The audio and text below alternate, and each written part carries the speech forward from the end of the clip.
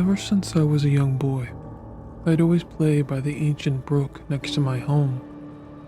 Although, looking back on it, there was always something about it that didn't seem quite right. Something in the deepest parts of my mind screaming to be heard, something begging me to run away as fast as my trembling legs could take me. I couldn't believe everything that had happened over the last few months. My mother and father's disappearance came from nowhere. I'd spoken to them only a few days before they were reported missing. They seemed fine and happy. Regret ate at me as I neared my old home.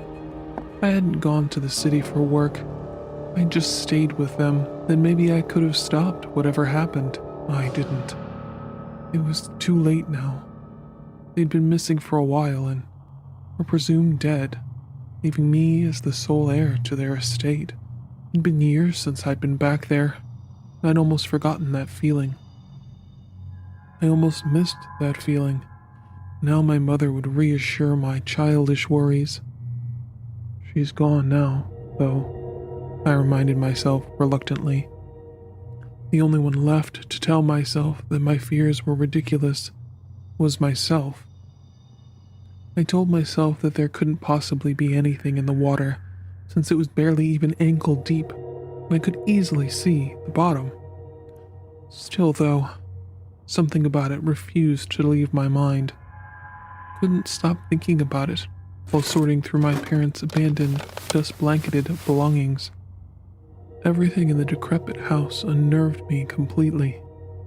It all felt too motionless, almost as if time was just frozen inside. A faint buzzing noise forcefully pulled me from my thoughts. Curiosity convinced me to check out the noise, which had led me into my father's unorganized study. On his desk sat our old family TV. Dials were worn from years of use, but oddly clean compared to the rest of the house. There was no dust anywhere along the television. Had someone put it here recently? I couldn't think. The static drove its wild screeches through me, digging straight through my skull, driving me into a livid frenzy. I ripped the screaming box from its position and foolishly threw it across the room with all my might, kicking and hitting its shattered visage until the whining finally faded. A deafening silence filled the room again as I fought to calm my nerves in vain, thanks to the summer heat frying my common sense into a hazed fog. My eyes snapped to a flower in the doorway, rage still bubbling inside me. That flower wasn't there before, and I'd make sure it wouldn't be there much longer. Wait. That wasn't there before, I thought softly to myself, as my fury was drowned out by waves of confusion and dread. I knelt into the creaking floors and scooped up the delicate, ornate pot into my hands. It was my mother's prized orchid. Father had gifted it to her when they married.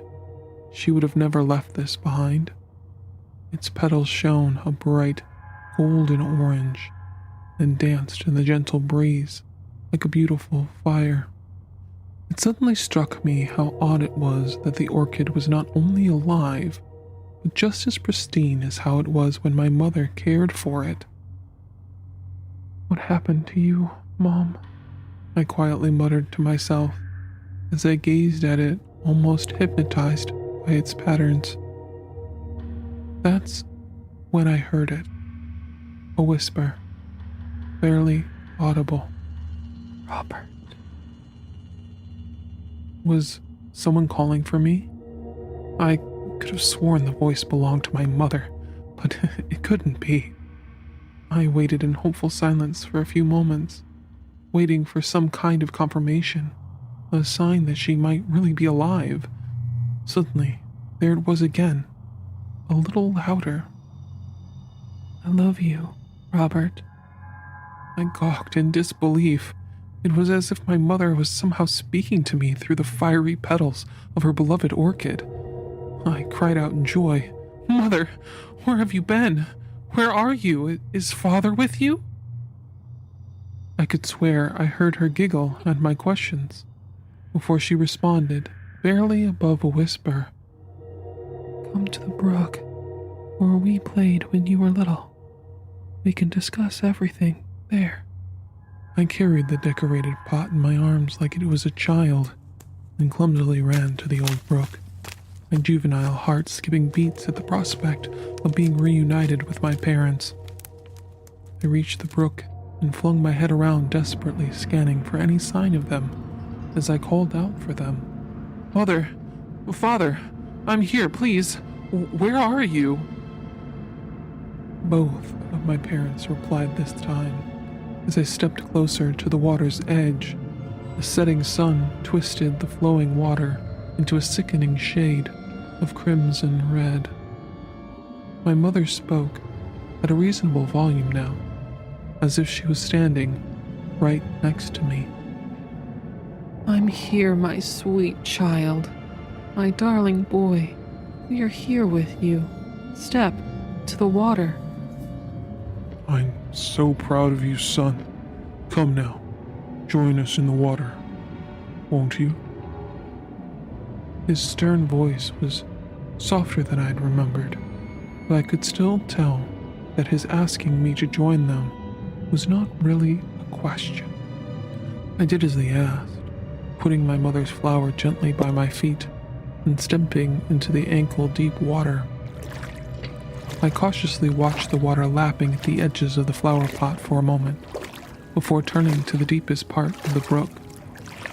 I stepped into the center, calling out again, Mother?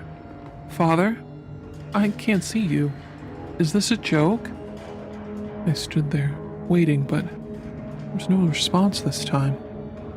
I couldn't hear them anymore. Perhaps my mind was playing on my desperation to see them, a horrific nightmare of my own making. I defeatedly turned to head back to the house. The orchid was gone. In its place was something else entirely. Its golden locks directly mirrored the petals of the missing flower. Its entire body was soaked and endlessly dripping with water. No, not water. As the droplets fell from it and splattered on the ground, all I could see was blood. Deep, crimson blood. The only thing nearby that it could have gotten soaked in was the brook, so I looked to my feet, checking the water. It was now a thick, almost black liquid and appeared to be rising fast. Desperately, I shifted focus to the bank and scrambled to get out. The creature was gone, but I didn't have time to think about it now. I had to get out. I got to the edge, my lungs burning, begging for air. I couldn't breathe, like I was suffocating, drowning. I scratched at my throat, frantically trying to suck in any amount of air. I turned to the water one last time, and there it was, the creature's faces, directly in front of mine, surrounded in a black fog, making it barely visible even this close to my face. It inevitably had me, its stabbing claws piercing into my flesh, pulling me down until I finally gave in to the foul, iron-tasting depths.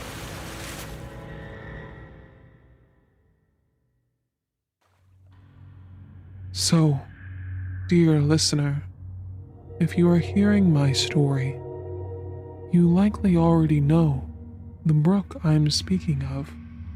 You will come and join us in the water sooner than you think.